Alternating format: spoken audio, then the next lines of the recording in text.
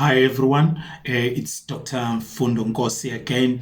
Today I just want to talk about everyone has a value which is contained within self-worth.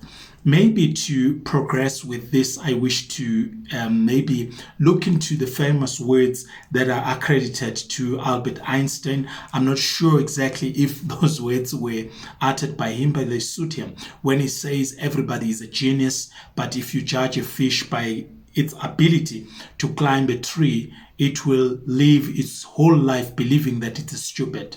Now, when you look at the self-worth, is the value that an individual places upon himself or herself based on the abilities. Now, the issue that we have as human beings is to think that we should maybe perform like other people or do things like other people. And if we can't perform like them, then we start to think that we're inadequate or we're worthless. So actually, I even thought that the words that people have said to you that you're worthless actually a lie, because you are the only one who can determine your worth as an individual based on the abilities that you have as a person. Now, maybe to navigate through this topic, I'll just look back as a young boy. I liked playing soccer with my friends as a young boy, but I was very horrible at it to such an extent that I would be called inkomo, a cow, because that's a term that was suitable to describe a person like myself who couldn't play soccer. And as a young boy, it was hitting me. But when I arrived at high school, I still continued to play soccer as the inkomo and an amateur. But as a formal sport, then I joined karate. And in few months while I was in karate, then I really advanced with my karate, that I was rated as someone who was progressing very well in karate. It was suiting me. And finally, I could find something that I would do well. I remember because I stopped karate early also in high school when I was doing grade 9. But at university, when I was there was this guy whom I just visited his dojo once in my area. He used to say to my sister, man, why don't you just encourage your brother to go back to karate? I don't know why he stopped. This guy was very good in it. And this is a guy who saw me when I was doing grade 9, and I went once to his dojo where he was a senpai. Now, I could have had myself or be hard on myself for my inability to play soccer, or use it to define my inability to play any sport. But now doing karate or trying karate, I found a sport that I could do well.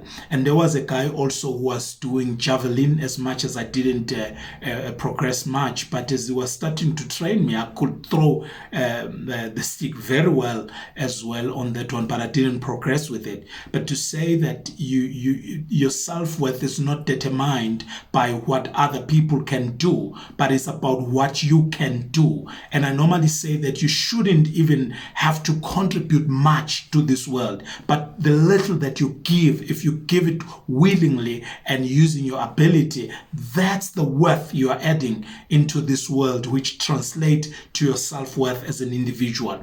And then I said we can all contribute equally because we have equal time, equal chance. But what I mean about contributing equally, it's in line with your abilities and your limitations as an individual. And how do you deal with these things in your life? Like for an example, now you will find out someone, again, using the issue of soccer, someone who plays soccer and is earning good money.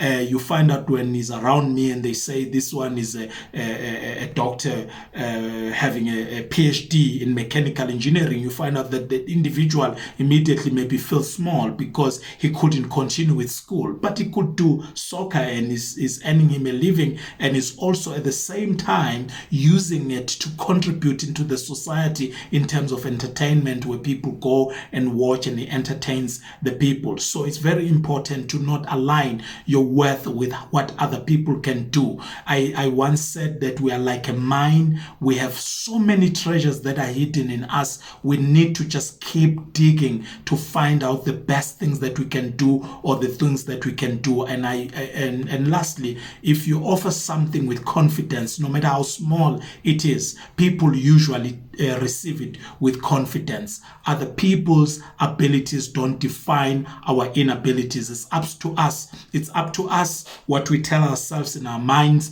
If we say we are worthless, we become worthless. But if we know that we can do something, it's not too late to even start doing something as an individual that will add value to the society, which translates to your self-worth. And I usually say your worth is determined by your existence. As soon as you are born, you are born with a value to contribute into this society. That's all for today. I'll cover under the subject of self-worth, or that everyone has a value. Thank you.